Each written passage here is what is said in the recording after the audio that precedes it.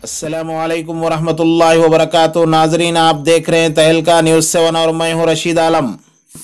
आज संगारेड्डी ज़िले के ज़हीराबाद में उर्दू सहाफ़ियों ने उर्दू प्रेस क्लब का क़याम अमल में लाते हुए तेलंगाना रियासत में एक मिसाल कायम की है, जिसका इफ्तिताह रुकन कानून साज कौंसिल मोहम्मद फरीदुद्दीन के हाथों अमल में लाया गया। इस मौके पर Telangana Urdu working journalist union के रियासती कायदीन ने शिरकत की।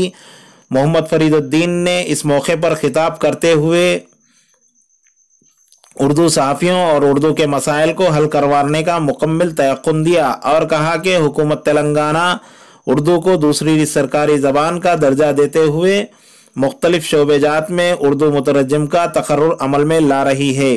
उन्होंने कहा कि उर्दू सहाफ़ियों के मसाइल को भी हल करने के लिए हुकूमत संजीदा है। यह है रिपोर्ट ज़हीराबाद से मोहम्मद शुजाउद्दीन के साथ तहलका न्यूज़ 7।